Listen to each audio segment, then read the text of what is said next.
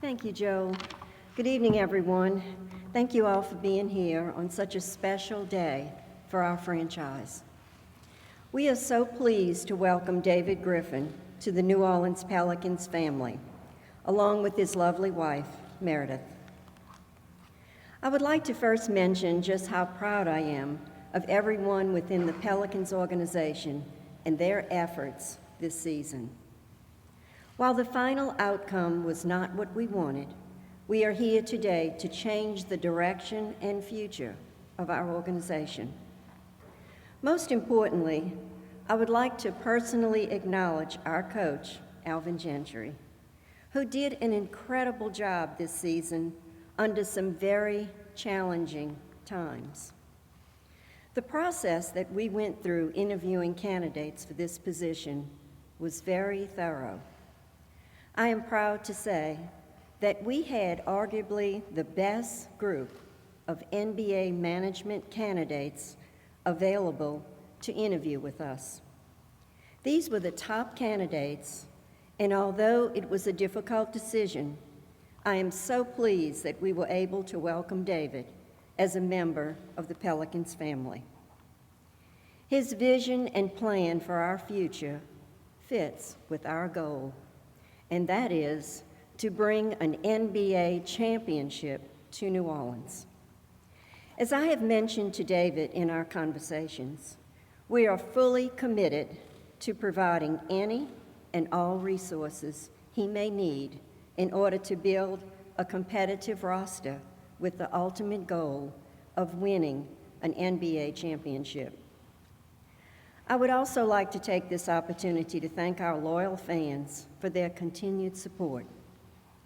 During the interview process, David and I spoke about our home playoff games against Portland last year. I was so proud of our fans, all dressed in red. They filled the Smoothie King Center, and the excitement they provided to our players was something very special. It is my wish for our fans to experience that again this upcoming season. Thank you again all for being here, and we look forward to bringing you a winning season this year. Thank you.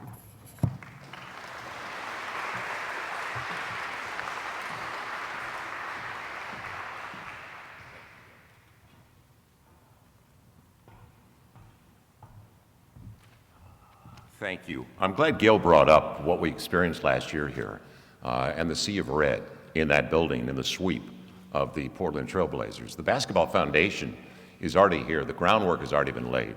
In fact, if you looked at the ratings, the Nielsen ratings of the 30 NBA teams last year, after Golden State, the Bay Area, and Cleveland, out of the 30 NBA teams, what was the third market? The third most watched market of NBA basketball last year. In the finals, and it continues this year, it was New Orleans. And then they just came out with the Nielsen ratings for all 30 NBA teams for the entire season, for their network partners. New Orleans, number 3 out of 30. It's already there. And with that, because we know we have a basketball foundation, I know he's excited about it as well, our president, Dennis Lauscha.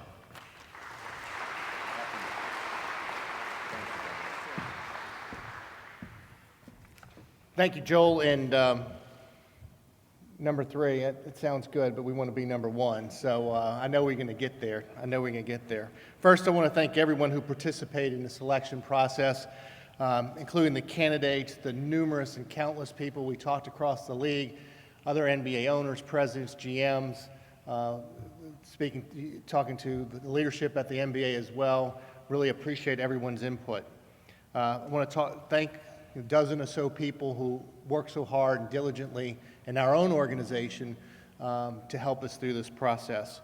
There was a lot of work, a lot of analysis, a lot of review to execute this process, and I really do appreciate everyone's hard work. Particularly want to thank Mike Ford, who worked with us so well as Pat McKinney, who's here, who worked with us as well. Obviously, I want to thank Mrs. Benson. Her leadership and participation in the process was outstanding and very insightful, and never can go without saying her commitment to the city and to this franchise is very much appreciated, and we never take that for granted, so thank you very much. A tremendous amount of effort and focus was put in the beginning of this process to identify the positive attributes, the character, and the many traits we wanted in our next leader. Hard to believe, but we looked at over 100 different candidates. Everyone was reviewed and discussed. And though I will not speak to every attribute that we were looking for, I will say that our next leader had to have a vision for the organization, as Ms. Benson said, and had to have the ability not only to have that vision, but the experience to put that vision and implement that vision for our organization. And David was certainly the candidate that most fulfilled that. Our next leader needed to have passion. Passion's big for us. We know passion's big for the city. Had to have passion for winning. Had to have passion for this organization, the New Orleans Pelicans, and had to have passion for our city. That passion for our city is just as important as anything else that we do. There's absolutely no confusion, or it's not gray in my mind. David shares our core beliefs that our greatest assets are our people sitting up there in the stands, our owner, our fans, and our community. This is a new day for our organization. We are firmly headed in the right direction, and it's an exciting day for our city, and it's an exciting day to be a Pels fan. On behalf of the entire organization, on behalf of the city, and on behalf of the best fans in the world, David, Meredith, welcome to New Orleans. Welcome home. So, thank you.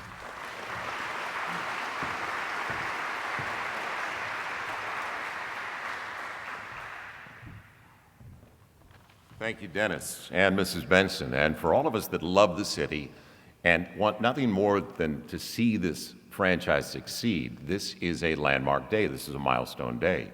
And I'm not objective about it, to be honest with you, because I've known him for a long time. And I've taken a lot of grief for a long time from this gentleman as well. 17 years with one organization. And not only that, but they went to multiple Western Conference Finals with that organization.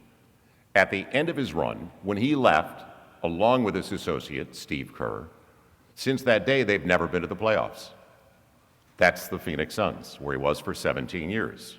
He then moved on to the Cleveland Cavaliers. And when he got to Cleveland, he had to make some tough decisions, really good decisions. And he's a championship winner. He's got a ring there.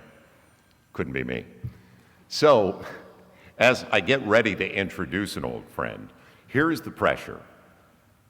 Just the pressure going in. He is also, remember this, he's a lottery winner.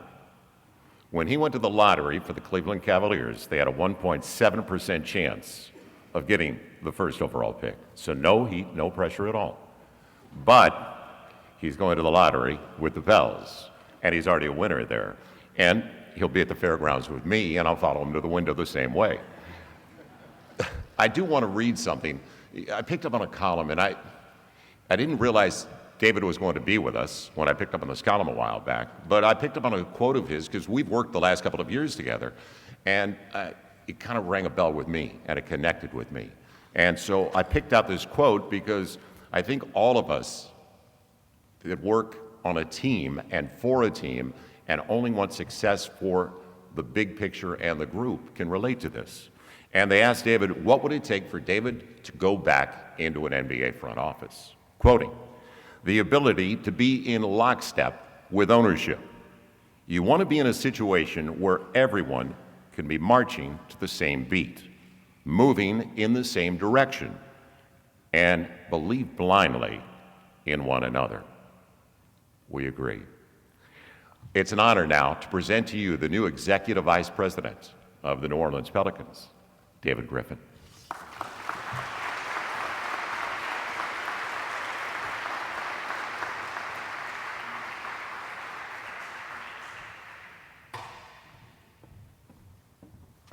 Well, nothing quite like stepping in with some expectation. Thank you, lottery winner comment, Joel. Jeff Cohen I'd be remiss if I didn't mention Dan Gilbert, Jeff Cohen, and Nate Forbes, because Jeff Cohen actually likes to think of himself as a 3-time lottery winner, so I'll defer to him on that. First, I'd like to thank Mrs. Benson, Dennis Lauscha, and the entire Pelicans organization and ownership team for entrusting us with this incredible opportunity. I'm humbled and honored to represent this franchise and our amazingly passionate fan base. As an aside, my infatuation with New Orleans began when I was 14 years old. I promised the people who used to work for me I wasn't going to cry, so I'm going to fight this. I bought the first suit and sport coat that I owned in advance of a trip to New Orleans for what was the International Video Game Convention. A classmate's father invited me to join he and his family to attend. And I remember this like it was yesterday. Our very first meal was at Pascal's Manali. Our second meal was at Commander's Palace. I later took staff members to Pascal's. We've been to Commander's since. But these were the first restaurants I'd ever been to in my life with white tablecloths and escargot tongs. Everything about this city, the architecture, Audubon Park, the quarter, the people, the music, was what I equated to culture in my life as a 14-year-old. And it grew and evolved from there. I think my wife and I share interest in food and wine largely because of the experience I had. Not to get Mr. Felker in trouble, but let's say I imbibed on that trip. My connectedness and interest in this position literally grew moment to moment as I was in the room with Mrs. Benson and her ownership team. Mike Ford, who Dennis mentioned, ran an incredible search and a very thoughtful search, I thought. And because Mike was in the room, I was very comfortable. But moment to moment, as I was in the room with Mrs. Benson and her ownership team, I started to realize that their vision and what the Saints have already been able to deliver this city is very much in lockstep with mine. Dan Gilbert, who I also owe an incredible debt of gratitude to, likes to say that nothing clarifies like clarity. So let's be very clear. Mrs. Benson is 100% committed to making this a championship caliber franchise from top to bottom. And believe me, I made some outrageous demands in that conversation, and I'm very comfortable she's 100% committed.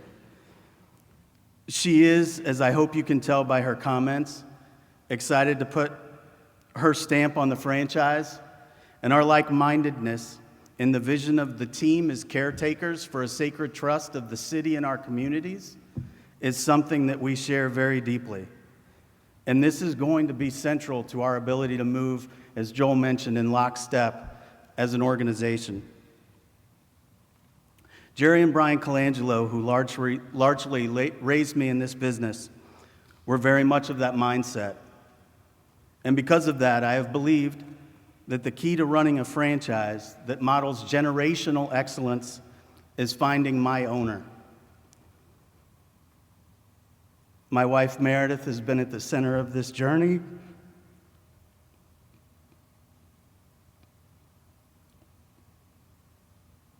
From the beginning, and collectively, we very much believe that this search is over. My agents, Lonnie Cooper and Mark Carmody, are here. They certainly hope it is, because I haven't been the easiest candidate to represent with the level of selectiveness I've been employing. So on behalf of them, I thank you as well. One of the big factors in this decision for me is the presence of our head coach, Alvin Gentry. I've known Alvin since I had a full head of hair and he could still dunk on his birthday. I'm not sure how long ago that was, but suffice it to say, we're known to each other. Steve Kerr and I hired him as our head coach, and we took a run to the Western Conference Finals together. He was a finalist later for our job in Cleveland. This history is only meaningful insofar as it enables us to challenge one another, to fill gaps in for one another. In large measure, because of the influence of Steve Kerr and the other mentors that have shaped me both as a person and professionally, my leadership style is to build a family that loves each other enough to tell each other what they need to hear. Alvin and I can do that for each other, and we will model this for each other. And having a partner in this process gives us an enormous leg up. I'm very excited about the opportunity that lies ahead of us from a draft perspective. We have a lot of work to do, and we have to get to it immediately, and this partnership is going to be tested from day one. I'm very excited about what's already here, relative to some of the younger players on our roster, relative to a player that I believe very much represents who we want to be in Drew Holiday, relative to many of the existing staff, many of whom are already engrossed in making us better today. I'm extremely optimistic relative to the opportunity that lies ahead of us in the form of Anthony Davis. Fortunately, because of the presence of people like LeBron James and Kyrie Irving and Kevin Love, and leadership in that locker room from a veteran presence like James Jones and Channing Frye, Dante Jones, Kendrick Perkins. We have a very long, successful history together with Clutch Sports. Rich Paul and I have spoken about Anthony, and I think we're both excited about what we could potentially build here. I have plans to sit down with them both. But once again, like with Alvin, the only reason history matters is that you can have a very frank, very candid conversation. Rich Paul and I were part of succeeding in the manner that they can understand, and they will understand when I say this. You are either all the way in or you are all the way out, and there is no in between. When the measure of success in your franchise is going to be championships and generational excellence, this is not something that we negotiate about.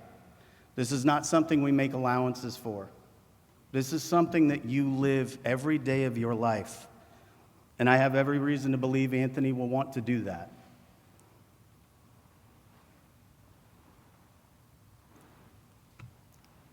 It's really interesting. I think about all these different things that you're going to want to know about and all of the questions you're going to ask. The potential direction relative to the trade, what it might look like, what you would focus on in a deal, all of those types of things that you might ever make, right? And I'm looking at it from the standpoint of, let's sit down face to face and find out if we want to take this journey together.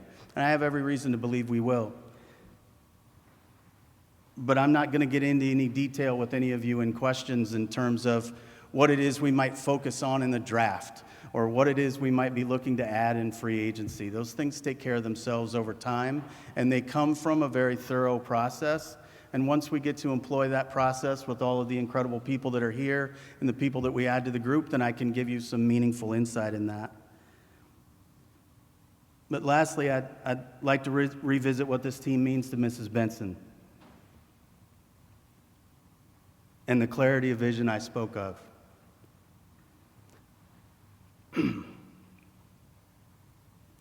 Make no mistake about this, we're in the business of competing for championships. This is also going to be the very last day you hear any member of basketball operations use that word. That's not a word that you just use. If other people want to use that word, that's for them. People in this building, everyone that plays for this team, Alvin and his coaching staff, they understand this. You don't say the word championship. You earn the right to have other people say it about you by the actions you take every single day. So walking out of here, we're all going to work to get better than we were yesterday. And all of you are going to work to get better than you were yesterday, like you already have. Everyone here is going to do the same thing. And if we're really good at what we do in delivering on Mrs. Benson's vision, then everyone else can use that word for us. So from here on out, we can call that the C word, and that's all there is to it. Thank you for your time and having me here today. I really look forward to getting to know you all in the coming days.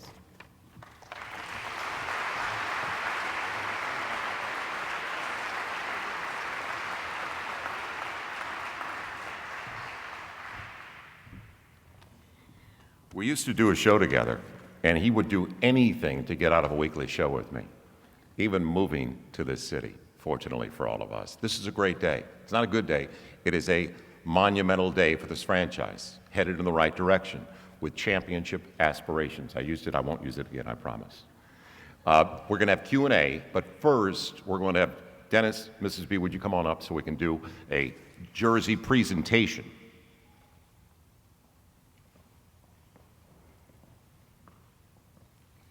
I like it. His vertical's the same as mine, his tiptoes.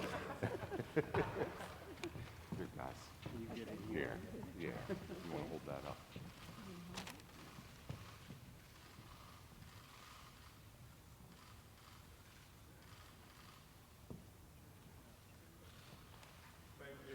You can tell I've never had a jersey on.